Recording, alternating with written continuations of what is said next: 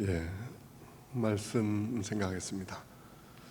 지난 2주 전에 말씀드린 말씀이 우리 42장 끝부분을 가지고 말씀드렸죠. 그러나 사실 43장 오늘 읽은 말씀까지는 다 실제로는 그날에 커버를 해서 말씀을 드렸습니다. 약간 미흡한 부분을 조금 오늘 또 보충하는 방식으로 말씀을 드리려고 합니다. 식량을 구하기 위해서 애굽에 다녀온 그 야곱의 아들들이 이제 2차로 애굽을 방문하게 되는 그런 상황에 관한 말씀이 오늘 말씀입니다. 1차로 애굽을 다녀온 후에 많은 시간이 흘렀습니다. 10절에 나오는 유다의 말에 따르면 갔다 왔다면 이미 2번이나 벌써 다녀왔을 것입니다 라고 하는 말을 통해서 우리는 상당히 많은 시간이 지나갔다는 사실을 알 수가 있습니다. 그런데 이 시간이 참 소중한 시간인 것은, 참 안타까운 시간인 것은, 이 시간은 하나님께서 애굽에서 모든 준비를 다 마치시고 기다리고 있는 시간이었습니다. 하나님께서 거기에 요셉을 있어야 할 자리에 올려주시고 요셉의 마음도 많이 변화시켜서 누그러뜨리시고, 그리고 이제 그들이 두 번째로 베냐민만 데리고 가면 그곳에서 엄청난 화해와 화목의 놀라운 그런 사건이 일어날 수 있는 그런 모든 준비를 하나님께서 다 마친 가운데서 이제 가서 베냐민만 데리고 오면 되도록만 그렇게 딱 준비를 해놓은 상태에서 기다리고 있는 시간이에요. 식량도 준비되어 있죠. 요셉도 다시 만날 수 있는 준비가 다 끝났습니다. 야곱은 지금 베냐민을 빼앗길까 봐, 베냐민도 잃을까 봐 염려를 하고 있지만 베냐민이 돌아오는 것은 물론이고 거기에 볼모 잡혀 있는 시므온도 돌아올 수 있고, 뿐만 아니라 요셉도 다시 만나게 되는, 죽은 줄 알았던 요셉도 다시 찾는 이 놀라운 축복을 하나님께서 준비해 놓고 기다리고 있는데 시간이 지체되고 있었던 것입니다. 모든 것이 지연되고 있었죠. 무엇 때문에 지연되고 있나 하고 들여다보니까 야곱 때문에 지연되고 있는 것입니다. 야곱의 무엇 때문에? 야곱의 고집 때문에 지연되고 있는 것입니다. 야곱이 베냐민을 싸고 돌면서 절대 베냐민만은 보낼 수 없다, 이 자식이 어떤 자식인데 그러면서 너희들이 다 가더라도 내 자식, 이 자식은 갈 수 없다 이러면서 베냐민을 끼고 돌아가기 때문에 하나님께서 준비해 놓으신 그 모든 복들이 다 준비됐음에도 불구하고 지연이 되고 있는 그런 상황이 벌어지고 있었던 것이죠. 지난번에는 이 대목에서 중요한 질문을 던져보았습니다. 우리의 집은 그렇지 않을까? 우리의 집은 그렇지 않을까? 우리의 집도 우리의 가족들의 불화와 상처로 말미암아 말할 수 없는 그런 상처들이 우리의 가정 속에 가득하고, 우리의 가족들도 회복해야 될 가족들이 너무나 많을 텐데 하나님께서 우리의 가정의 치유와 회복을 위해서 모든 준비를 다 끝내놓으셨는데 아무런 진전도 없이 지연되고 시간만 가고 있는 이유가 내가 아닐까 하는 생각을 해보아야 한다는 말씀을 드렸습니다. 무언가 나도 야곱처럼 내려놓아야 할 것을 내려놓지 못함으로 말미암아서 내가 하나님에게 축복의 통로에서 걸림돌로 내가 그 복이 흐르지 못하게 하고 있는 것은 아닐까. 무언가 내가 내려놓지 못한 것이 있어서 하나님께서는 우리의 가정을 치유하고 회복하기를 원하시고 그 준비를 다 끝내놓고 기다리고 계신데 내가 내려놓지 못해서 치유와 회복은 고사하고 우리 집에 많은 상처가 계속되고 있는 것은 아닐까 하는 것입니다. 여러분의 가정 속에 여러분은 어떤 역할을 하고 있나요? 야곱처럼 늙어서까지 집안의 온 식구들에 대한 여러분의 통제권을 내려놓을 수가 없어서 지금도 자식들이 다 장성했는데도 불구하고 그들을 하나의 인격적인 독립적인 인격체로 인정하지 못하고 소리 지르며 온갖 역기능적인 행태를 보임으로 말미암아서 맨날 화내고 맨날 큰 소리치고 맨날 이래저래 저래라 혼자 다 하고 혼자 왕노릇하고 있는 것 당신이 아니냐 그것입니다. 그게 당신이 아니냐, 그게 여러분이 아닌가요? 한번 살펴보라는 것입니다. 그래서 집안에 샬롬이 없고 상처가 더 쌓이는 것 아닐까 생각해 보라는 것이죠. 그러면서 한 걸음 더 나아가서 나의 그 고집, 나의 그 분노, 나의 그 집착은 무엇 때문에 생긴 것인가, 무엇이 그 원인인가도 생각해 봐야 한다는 말씀을 드렸습니다. 야곱의 고집은 단순히 야곱의 성격 문제가 아니에요. 그것은 그의 성격도 있지만 근본적으로는 그의 우상 때문이었습니다. 여기서 우상은 그에게 무슨 목상이나 석상이 있어서 거기에 절하는 것이 있다는 것이 말이 아닙니다. 성경에서 말하는 우상은 단지 그런 게 아니라 그 목상이나 석상에게 절하는 그 사람들의 심령 속에 존재하고 있는 본질적인 생각이 뭐냐는 것입니다. 석상이나 목상 앞에서 절하는 그 사람들의 본질적인 생각은 나의 안전, 나의 행복, 나의 모든 기쁨, 나의 만족, 나의 삶의 의미가 그게 준다고 생각하고 있는 것이죠. 거기에 의존하고 있는 거예요. 우리의 삶 속에 하나님이 우리에게 줄 수 있는 근본적인 만족과 근본적인 기쁨과 근본적인 행복, 근본적인 의미, 그것이 하나님께서 내게 줄 수 있는 것임에도 불구하고 하나님이 아니라 딴 것에게, 돈이 나에게 근본적인 안전을 준다고 생각한다든지, 돈이 나에게 기쁨이 근본적인 자랑이라고 생각한다든지 하는 것이 되어질 때 그것이 우상이라는 것이죠.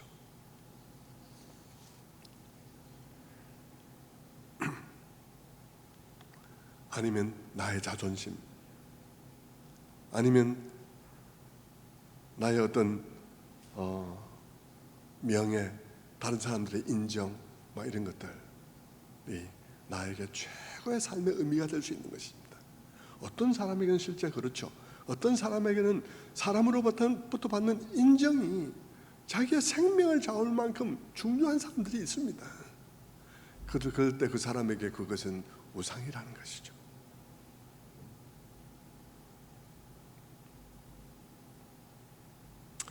그것이 그렇게 중요해지면요, 생기는 문제가 뭐냐 그러면 그것이 이제부터 나의 삶을 좌우한다는 것입니다.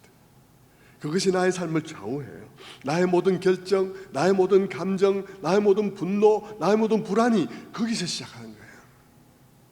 내가 좀 인정받지 못하는 것 같다든지, 내 돈이 조금 부족하다고 생각한다든지 하는 그런 일들이 있을 때 우리의 삶 속에 엄청난 불안이 찾아오는 거고 분노가 일어나게 되는 것입니다.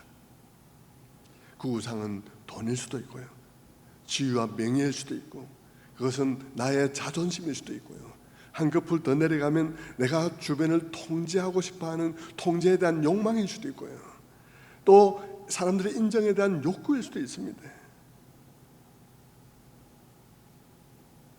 하나님이 아니라 돈이 혹은 그런 것이 나의 가장 확실한 안전과 기쁨과 만족이 된다고 믿으면 그때 그 돈이, 그 사는 사람들의 인정이 나의 우상이 되고 그렇게 된다는 것이죠. 그래서 여러분, 그것이 우상이 되면 그 우상이 된 그것은 돈이든 아니면 사람들에 대한 인정이든 친구든 무엇이든 그것은 나의 삶의 가장 중요한 기쁨과 나의 삶의 가장 중요한 안정과 관계된 것이기 때문에 누가 그것을 건드리면 화가 폭발하게 되는 것입니다. 폭발을 하게 되는 것이죠. 왜냐하면 근본적인 불안을 일으키기 때문인 것입니다. 내가 그것이 가장 중요하다 생각하고 이것이 나의 삶의 안전을 보장한다고 생각하고 있고 이것이 나의 삶의 가장 중요한 의미라고 생각하고 있는데 누가 그것을 위협한다, 엄청난 분노가 생기는 것이죠. 여러분, 돈이 인생을 좌우한다고 생각하는 사람, 돈이 나의 인생의 가장 중요한 안전이라고 생각하는 사람에게 금전사고가 나면 어떻게 되겠습니까? 그러면 그 사람 엄청나게 분노하고 엄청나게 좌절할 것입니다.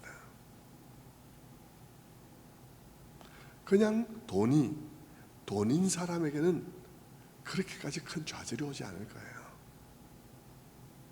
그런데 돈이 그냥 돈이 아니라 나의 근본적인 기쁨, 나의 근본적인 안전, 나의 근본적인 자랑, 나의 근본적인 삶의 의미가 된 사람에게는 돈 문제가 생기면요, 사람이 변하는 것입니다. 왜냐하면 그 우상은 그 사람을, 인격을 좌우하는 거예요. 성도 여러분, 여러분의 가정에서 여러분이 쉽게 분노하십니까? 쉽게 소리를 지르십니까? 왜 그런지 한번 자신을 돌아보시기 바랍니다.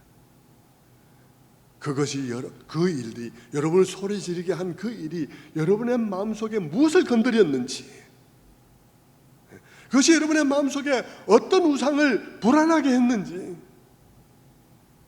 여러분 살펴보십시오.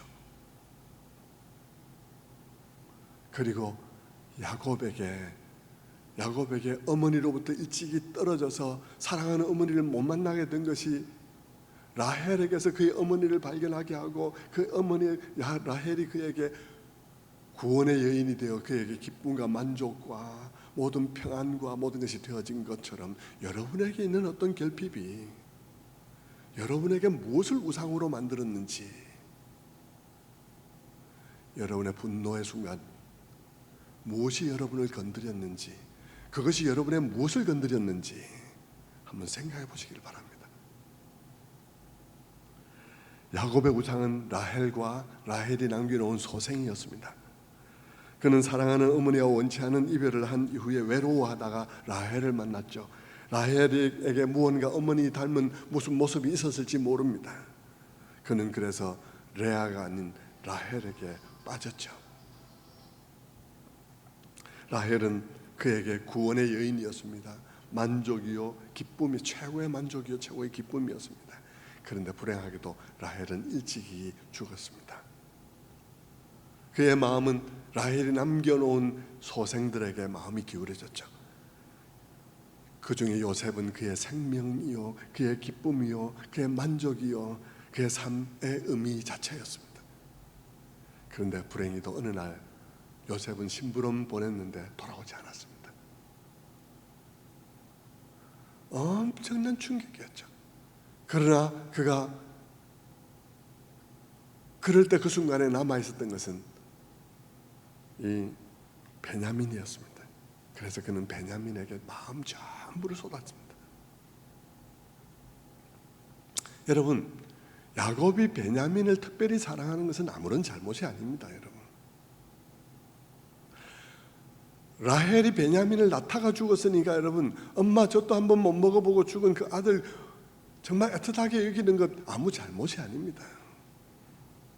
잘못은요, 베냐민이 그런 정말 측은하고 정말 사랑이 필요한 아들을 넘어서서 야곱에게 그의 삶의 전부가 되고 그의 삶의 의미가 되고 그의 삶의 가장 중요한 것이 되고 근본적인 만족이 된 것이 잘못이죠.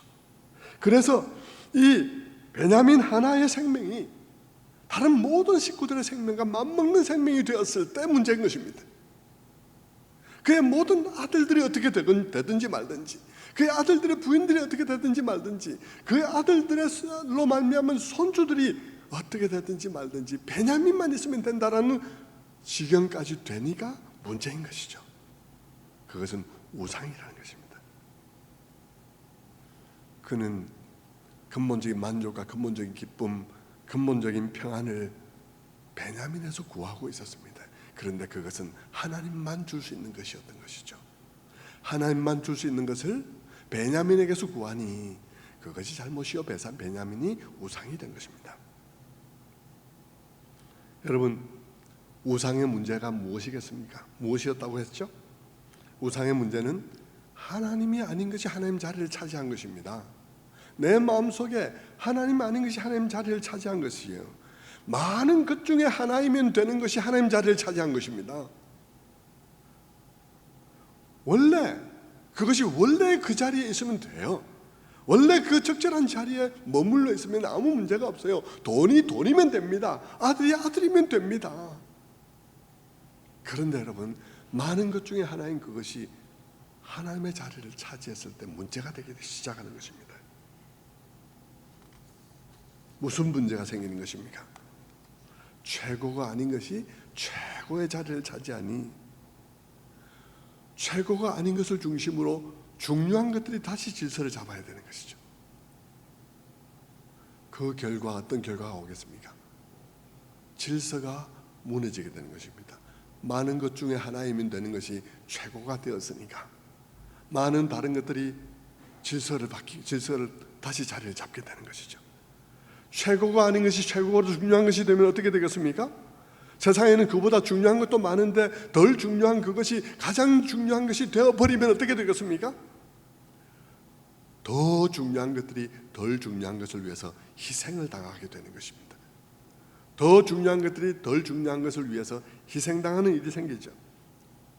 그것은 야곱의 가정에서 선명하게 드러나는데 야곱에게는 베냐민의 생명 하나가 다른 모든 식구들의 생명보다도 더 귀한 것이 되는 것이죠. 그러니까 여러분, 야곱의 판단이 그러니까 야곱이 하는 말들이 어떻겠습니까? 야곱이 그 집에서 하는 말들이 모든 사람에게 상처예요. 내 마음이 우상으로 말미암아서 중요하지 않는 것이 가장 중요한 자리를 차지하게 되고 그에 따라서 나의 모든 생각과 모든 것이 다 재편되어지면 내가 내리는 모든 판단과 내가 하는 모든 말들은 다 부적절한 말이요, 다 누군가에게 상처가 되는 말이에요. 성도 여러분, 여러분의 말은 어떻습니까? 여러분의 말은 많은 사람들 가운데 정말 페어한 말, 정말 공정한 말입니까? 아니면 여러분의 우상을 섬기는 말입니까? 여러분의 말은 정말 성경 말씀을 따라서 깊이 생각하고 하나님의 시각으로 조정된 말입니까? 아니면 여러분의 마음의 우상으로 말미암아 불안으로 말미암는 말입니까? 여러분의 속에서 나오는 말은 어떤 말인가요? 너무나 중요한 것이죠. 여러분, 야곱의 말에 온 식구가 상처를 받는 것입니다. 베냐민만 아들인 것처럼 들리고요, 다른 아들은 어떻게 돼도 모르겠다는 것이고, 시몬이 볼모로 잡혀 있는데 시몬이 어떻게 되는지 상관없다, 베냐민은 못 보낸다, 이렇게 되니까 그가 하는 모든 말들은 모든 식구들에게 다 상처죠. 시몬의 아내, 시몬의 자식들은 어떤 마음으로 그 할아버지의 말을 듣고 있었을까 하는 것을 생각하면 마음이 너무 아플 수밖에 없는 것이죠. 여러분, 우상은 올바른 질서를 무너뜨립니다. 하나님의 말씀은 올바른 질서를 세우지만 우상은 질서를 무너뜨린 것입니다. 돈이 우상이 되면 돈이 가장 중요한 것이 되니까 돈을 위해서 형제도 희생되고요, 돈을 위해서 친구도 희생되고, 돈을 위해서 사람의 생명도 희생됩니다. 여러분, 자존심이 우상이 되면 자존심을 위해서, 또 사람들의 인정이 우상이 되면 그 인정을 위해서 더 중요한 많은 것들이 희생되어야 할 수밖에 없는 것이죠. 그러니까 우리 주변에는 수많은 그런 상처받은 사람들로 가득하게 되고, 내가 살아오는 사람들은 악수를 두는 것에 연속이 될 수밖에 없는 것이에요. 야곱의 집안은 야곱의 우상숭배로 인해서 모두가 깊은 상처를 받고 있었죠. 하나님께서 애굽에 모든 것을 다 준비해 놓고 이제 그들에게 위대한 대화해의 잔치를 준비해 놓고 있는데도 불구하고 야곱의 이 우상숭배, 야곱의 이 고집 때문에 모든 것이 올스톱되어 있는 상태, 진행이 되지 못하고 있는 그런 상태에 있었던 것입니다. 성도 여러분, 여러분의 마음의 우상을 한번 더듬어 보셔야 됩니다. 모든 사람이 우상이 있습니다. 여러분이 새벽기도 30년 했다고 우상이 없는 게 아니에요. 여러분의 마음속에 여러분이 섬기는 우상이 무엇인지를 찾아야 합니다. 그리고 우상을 무너뜨려야 됩니다. 그 우상을 무너뜨리지 않으면 여러분의 신앙생활은 종교생활에 불과하게 될 거예요. 마음속에는 여전히 우상이 버티고 있는데, 여전히 내 마음속에는 돈이 다스리고 있는데 내가 종교생활을 하고 있는 것이죠. 우상을 찾아야 해요. 그리고 우상을 무너뜨려야 돼요. 가나안 땅에 들어가는 이스라엘 백성들에게 그 땅에 있는 모든 우상들을 무너뜨리고 다 가나안 족속들을 쫓아내라는 것처럼 말입니다. 찾아야 하는 것입니다.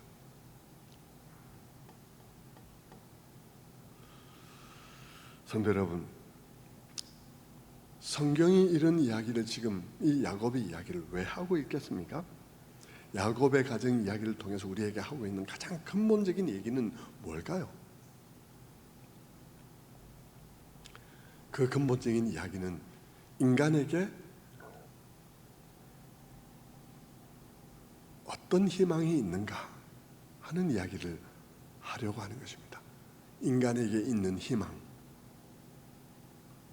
인간에게 있는 희망, 어떤 희망일까요?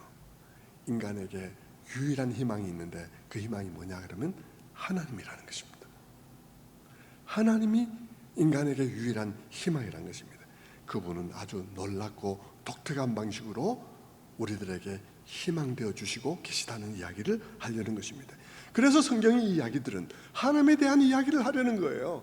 뭐 야곱에 대한 이야기를 하려는 것도 아니고 요셉에 대한 이야기를 하려는 것이 아니라 하나님에 관한 이야기를 하려는 것입니다.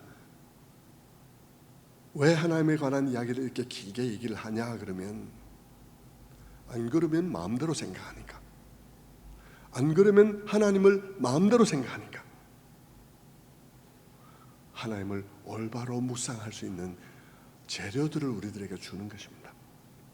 성경에 기록된 사건과 그 사건들 속에서 하나님께서 어떻게 관계하셨는지와 그리고 그런 일들을 통해서 하나님께서 어떤 분이신지를 우리로 하여금 알게 하고 인간을 향한 그분의 마음은 어떠한지를 알게 하고 어떻게 그분은 그분의 뜻 가운데 역사하시는지를 우리에게 알게 하셔서 하나님을 믿더라도 그 하나님을 믿게 하려는 것이죠. 내 마음대로 생각하는 하나님이 아니라 성경이 말하고 있는 그 놀라운 하나님을 놀랍게 믿을 수 있도록, 아무것도 모른 채 교회를 다니면서 그냥 나는 교회 다닌다 그러고 나 하나님 믿는다고 그러는데 하나님에 대해서 한마디도 말할 수 없는 그런 사람이 되지 말고 마음 벅차도록 하나님이 누구신지에 대해서 고백할 거리가 있는 그런 방식으로 하나님을 믿게 하기 위하여 하나님께서 이 모든 이야기를 하고 있는 거예요. 인간에게 있는 희망이 뭔지를 말하는 것입니다. 그 인간에게 있는 희망을 말하려고 하니까 인간의 상황에 관한 이야기를 하지 않을 수가 없는 것이죠. 인간의 상황, 인간에게는 희망이 없다는 사실을 말하는 것입니다.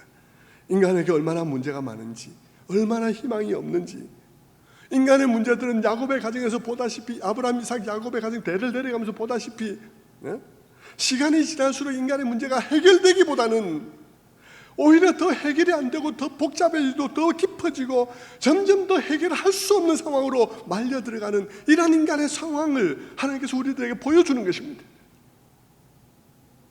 길이 없어요. 아무런 방법이 보이지 않아요. 이렇게 지지고 볶으면서 날이 갈수록 더욱더 악화될 수밖에 없는데 아무런 희망이 보이지 않는 그곳에 하나님이 계시다는 것입니다.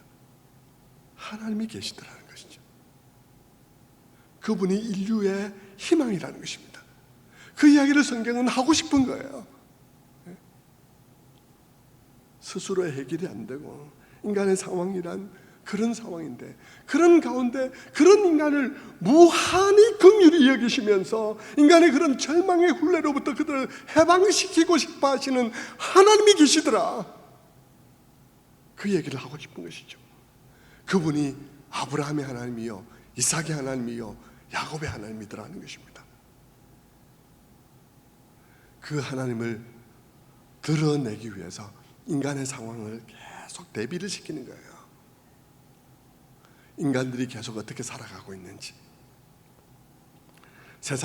그래서 세상이 그 모양일 수밖에 없고 거기서 벗어날 길이 없다는 사실을 보여주는 것입니다. 시간을 주면 줄수록 더 엉키게 만드는 것이 인간의 역사인 것이죠.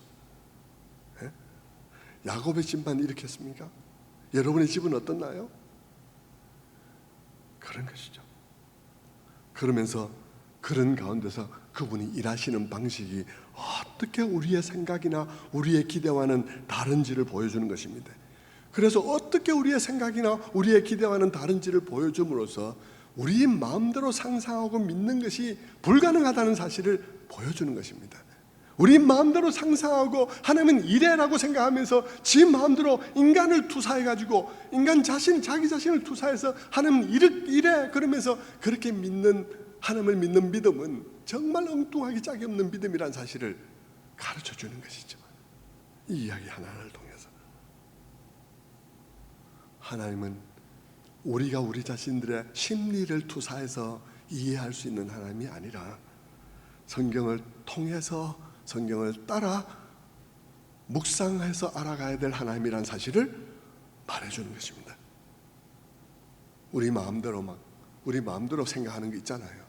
뭐 대표적으로 그런 거죠. 하나님을 믿으면 나쁜 일이 안 생겨. 아니요, 생긴다고 성경은 말하는 것입니다.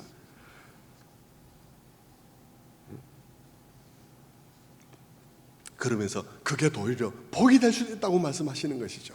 하나님이 우리에게 함께 하신다고 해서 하나님이 우리에게 함께 하시면 어려움이 안 생길 거야, 아니라고 말하는 것입니다. 어려움이 생긴다는 거죠. 하나님께서 함께 하신다는 것은 네 어려움 속에서도 함께 하신다는 뜻이고, 어려움 속에서도 너를 붙잡아서 그 어려움이 너를 뭉개버리지 못하게 할 것이라고, 거기서 너가 빚어지게 할 것이라고 하시는 것이라는 사실을 성경은 말하는 것입니다. 우리 마음대로 믿으면 안 된다는 것이죠. 그 얘기를 하는 가운데 있어서 야곱은 하나의 예의 거예요. 하나의 예의지만 이 세상은 이 야곱과 같은 집이 수없이 존재하는 것이 죄악 아래에 있는 세상인 것입니다. 타락 아래에 있는 세상은 야곱의 집 곱하기 1억, 야곱의 집 곱하기 10억 이런 게 세상인 것입니다.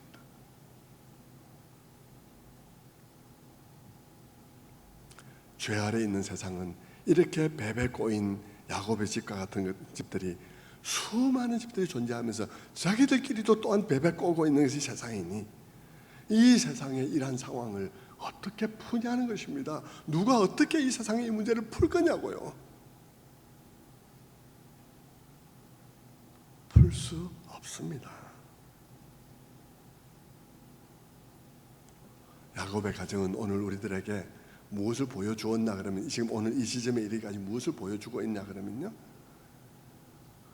야곱의 가정이 아브라함으로부터 시작해서 딱 이렇게 축소해서 다른 거 다 놔두고 이 아브라함의 가문만 이렇게 딱 본다 하더라도 하나님이 개입해서 결과가 달라지지, 하나님이 개입하지 않고 있는 상태에서 가만히 놔두니까 어떻습니까?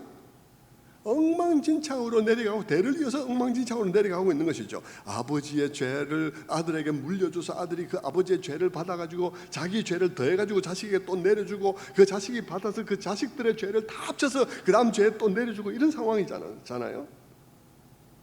그런 상황 속에서 요셉은 자식들에게 속아가지고, 야곱은 자식들에게 속아가지고 요셉이 죽은 줄로 생각하면서 포기하고 있고, 그 야곱의 형들은 그 양심에 너무 갇히게 되니까 아예 요셉의 형들은 아예 막 양심에 갇히게 되니까 요셉의 얘기는 꺼내지 않기로 하고 그냥 불문율로 말 안 하고 넘어가고 있고, 야곱은 야곱대로 여전히 편애하면서 베냐민에 매달리고 있고, 이집트에 있는 요셉은 요셉대로 총리 되기 전에는 뭐 능력이 없어서 찾지 않았다 치더라도 총리가 되고 났는데도 9년이 지나도록 아버지를 찾을 생각도 안 하고 있고,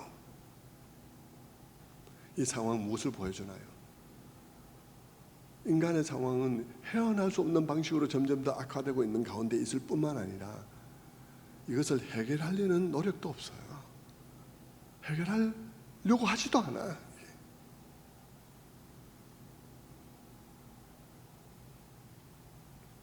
요셉은 그곳에 있으면서 총리가 되고 난 다음에 결혼해서 자식도 낳았습니다. 그래가지고 므낫세와 에브라임으로 지었죠. 므낫세는 하나님께서 나의 아버지 집을 잊어버리게 하셨도다. 그리고 에브라임은 고통의 땅에서 열매 맺게 하셨도다. 이름을 지었습니다. 이름은 지었지만 그 말의 뜻이 뭡니까? 나 이제 더 이상 과거에 매이지 않을 수 있게 됐어. 이제는 나의 과거가 나를 지배하지 않나. 이제는 과거를 잊을 거야. 난 모든 걸 다 떠나보내고 난 다음 장을 쓸 거야. 고통에 따라서 열매 맺게 하셨다. 그래, 이 자식이 내 자식이야. 이 사람이 내 부인이야. 이제는 나의 가족은 이들이야 하는 건 아니겠습니까? 그러니까 여기에 무슨 해결이 있을 수 있겠습니까? 아무런 해결이 있을 수 없어요. 여러분, 제가 왜 이 이야기를 구구절절 말씀을 드리냐 하면, 이 야곱의 가정의 문제가 세상을 대표해서 세상의 문제를 보여주고 있는데, 이 야곱의 가정의 문제는 시간이 간다고 해결되는 문제가 아니라는 것입니다. 시간이 간다고 해결되는 문제가 아니라는 거예요. 죄 아래 있는 세상, 그 세상은 내가 지은 죄와 다른 사람이 내게 지은 죄, 그 결과들로 말미암은 고통으로 가득 차 있고, 그것에다가 내가 지은 죄, 다른 사람이 지은 죄를 다 더해서 내 후손들에게 또 물려주는 것이니까요. 풀어갈 수 있는 가능성이 전혀 보이지 않는 것이 세상이라는 것입니다. 다들 자기가 지은 죄에 대해서는 입을 꾹 다물고 있고, 풀려 해도 풀 수 있는 능력도 없고, 풀 생각도 없고, 시간이 간다고 더 나아질 수 있는 것도 아니고, 그게 세상의 상태라는 것입니다. 어떻게 해결해요, 이 문제? 그런데 여러분, 그런 가운데 이 문제를 해결하는데 헌신하고 계신 한 분이 계시더라는 것입니다. 이 문제를 해결하는데 헌신하고 있는 분이 한 분이 계시다. 그분이 하나님인 거예요. 그분이 인간의 상태를 무한히 불쌍히 여기시고 그걸 풀고 계신 것입니다. 말할 수 없는 끈기를 가지고 말입니다. 그런데 여러분, 그분이 어떻게 푸냐 하는 것입니다. 여러분, 그분이 어떻게 푸냐요? 어떻게 이 문제를 풀어갈 수 있나요? 생각해 보세요. 어떻게 푸냐고요? 사람들이 죄를 그치지 않는데, 모든 사람이 다 죄를 짓고 있는데, 아브라함, 이삭, 야곱, 요셉의 형제들 다 죄를 짓고 있잖아요. 여기서 문제를 풀고 있으면 저기서 또 죄를 짓고 있고, 그 죄를 그치지 않고 계속해서 더 복잡하게 만들어가고 있는데 어떻게 이 문제를 해결하냐고요? 어떻게 해결하냐고요?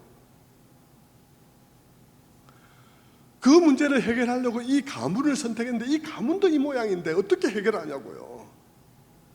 해결할 수 없죠. 그런데 그럴 때 성경이 우리에게 하나님에 대해서 보여주고자 하는 것이 있습니다. 그것이 뭐냐 그러면, 한 가지는 놀라운 대비를 통해서 하나님이 어떠신 분이신지를 보여줘요. 어떤 대비냐 그러면, 죄도 놀랍지만 하나님은 더 놀랍다는 것입니다. 죄도 놀랍지만 하나님은 더 놀라워요.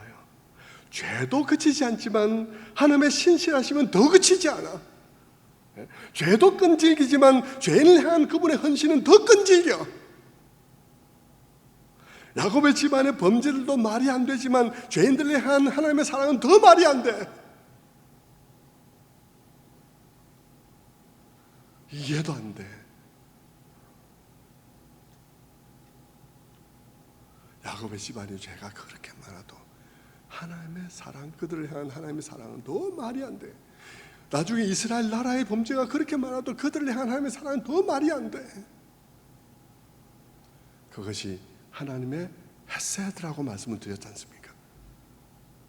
언약을 통해서 자기를 구속하시고 자기를 얽매시고 자기를 붙들어 매셔서 끝까지 사랑하기 위해 자기를, 언약 관계를 안 맺어도 되는 분이 언약 관계를 맺어가지고는, 그리고는 거기에 스스로 매여서 끝까지 사랑하시는 사랑, 그 사랑으로 하나님께서 우리를 사랑하시는 것이죠. 그래서 여러분, 바울도 뭐라고 그러나요? 바울도 로마서에서 죄가 넘친 곳에 은혜는 더욱 넘쳤나니, 죄가 넘친 곳에 은혜는 더욱 넘쳤나니. 죄가 넘치냐? 은혜는 더 넘친다. 왜 그 말을 하고 있나요? 많은 사람들이 믿음으로 값없이 의롭다 하심을 얻는다고 말을 하니까, 그러면 사람들이 다 죄를 지을 텐데. 사도 바울이 말합니다. 은혜는 더 강해. 죄보다 더 강해. 죄가 넘치냐? 은혜는 더 넘친다. 죄가 왕노릇하냐? 은혜도 더 왕노릇한다. 바울이 말하고 싶은 것은 그것이죠. 염려 붙들어 매라. 죄가 넘치는 곳에 은혜가 더욱 넘쳤나니. 하나님의 하시는 일을 다 살펴봐라. 구약을 다 뒤져봐라.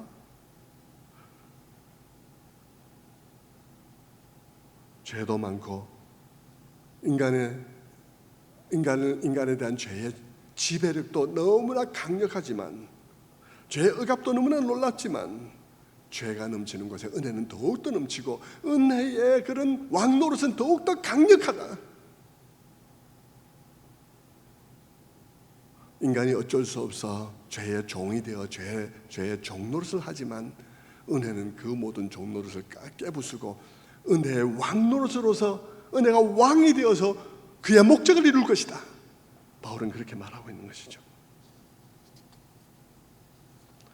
그렇게 대비를 통해서 인간의 죄가 끊이지 않는데 어떻게 이 인간을 구원합니까? 라고 말을 할 때 성경은 우리들에게 비교를 통해서 말하는 것입니다. 죄 끈질기지만 은혜는 더 끈질겨. 죄가 많지만 은혜는 더 많아. 이런 식으로 대비를 하죠. 그러면서 또 한 가지 말하는 것입니다. 그것은 하나님의 주권에 대해서 말하는 것입니다. 하나님은 주권이 있는 분이시야. 창조하신 하나님은 주권, 모든 것의 주인이시고 그분은 주권적인 하나님이시야. 주권적이란 말은 그분은 모든 것의 주인으로서 자기의 자유로운 뜻대로 모든 것을 관장하시고 자기의 뜻을 뜻대로 이루신다는 것입니다. 그런데 그때 그 과정 속에서 어떤 것도 방해할 수도 간섭할 수도 없다 하는 것이죠. 그렇게만 하면 잘 모르니까요. 잘 모르니까 케이스를 통해서 설명해 주는 것입니다. 이 야곱의 케이스, 요셉의 케이스를 통해서 주권적이라는 것이 뭔지를 설명해 주는 것입니다. 주권적이라는 것이 실제로는 뭔가 하고 성경을 들여다보면 뭡니까? 주권적인 것이 뭐기에 이 상황에서도 세상을 구원하실 수 있나 묻는다면 여러분, 하나님의 주권적이신 것, 하나님의 주권은요, 요셉의 형제들이 요셉에게 죄를 행한 그 악한 죄악된 행동들이 도리어 그들을 구원하는 일이 되게 하시는 것이 하나님의 주권이다. 하나님의 주권은 어떤 능력이냐 그러면 요셉의 형제들이 요셉에게 행한 그 악행이 도리어 그들을 구원하는 사건이 되게 하시는 놀라운 주권이다. 형들이 저지른 인신매매가 요셉으로 하여금 기근에 대비해서 먼저 애굽에 내려가 있게 하는 일이 되게 하시는 것.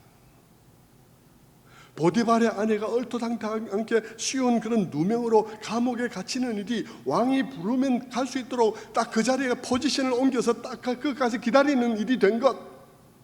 그리고 술 맡은 관원장이 그 요셉을 고의로 잊어버린 것도 시간을 조절해서 정말 꼭 필요한 그때 왕에게 불려갈 수 있는 시간 조정이 되게 한 것. 그리고 기근이라는 사건 한 방으로 요셉이 총리가 되게 하고 요셉의 형제들이 애굽으로 달려오게 하는 일이 되게 하는 것. 그것이 하나님의 주권이라는 것입니다. 그걸 통해서 무엇이 입증되는 것입니까?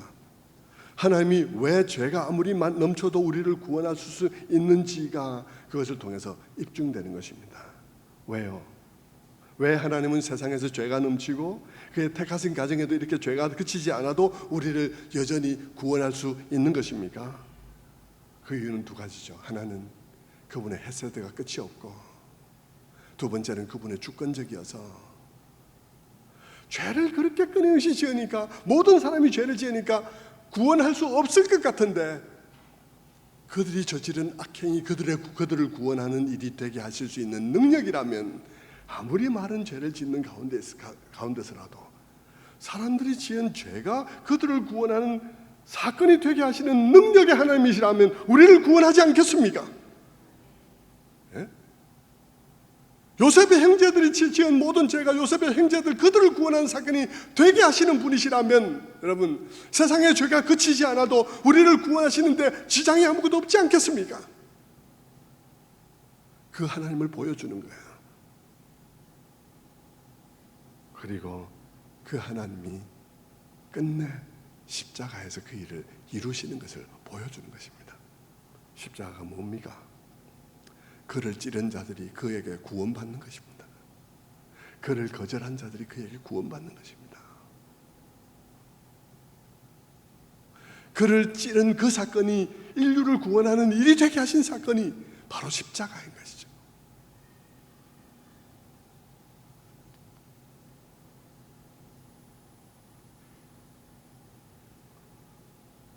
성도 여러분, 그렇게 하나님의 사랑이 끈질기고 그렇게 하나님이 주권적이어서 인간이 저지르는 죄악된 행동이 오히려 그들을 구원한 사건이 되게도 할 수 있으니, 그러니 얼마나 놀라운 희망입니까? 하나님은 놀라운 희망이요, 놀라운 복음인 것입니다.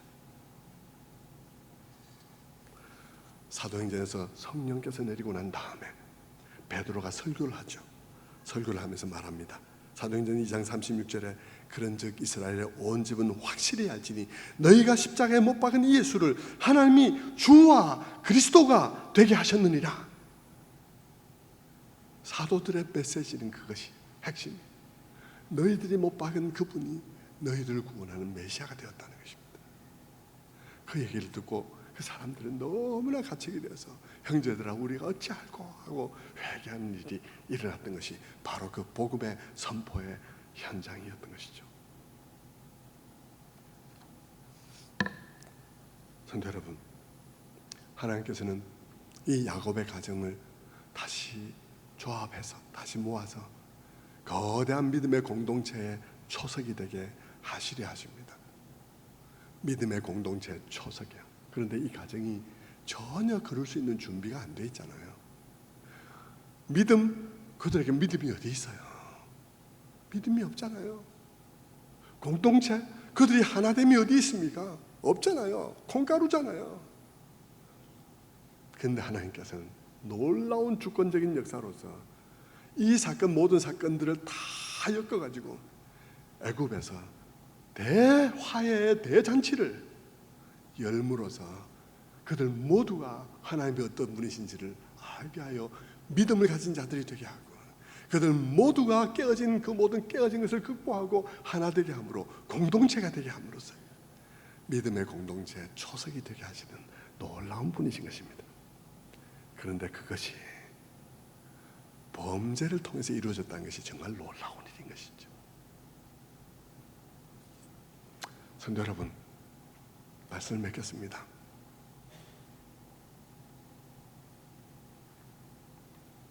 성경 무슨 이야기를 하려는 것이라 했습니까? 성경은 우리에게 있는 희망에 관한 이야기를 하려고 합니다. 우리에게는, 우리 자신에게는 아무런 희망이 없습니다. 야곱의 가정을 보십시오. 아브라함, 이삭, 야곱, 요셉, 이 네 대만 본 것으로 부족합니까? 다섯 번째 대는 괜찮을 것 같습니까? 그러면 이스라엘 역사 전체를 한번 보십시오. 어떻습니까? 인간에게는 희망이 없습니다. 그러나 우리에게 희망이 있습니다. 그 희망은 하나님입니다. 여러분에게도 하나님이 희망이십니까? 아니, 왜 그렇게 고백이 약합니까? 여러분에게도 하나님이 희망이십니까? 여러분, 미쳐야 됩니다. 하나님께 미쳐야 됩니다. 하나님께 미치는 것은 미친 게 아니에요. 모든 게 정상이 되는 것입니다. 돈에 미치는 게 미친 거죠. 사람들의 인정에 미친 게 미친 거지. 하나님의 미친 것은요, 모든 게 정상임을 의미하는 것입니다. 모든 것이 정상이 되는 걸 의미하는 거예요.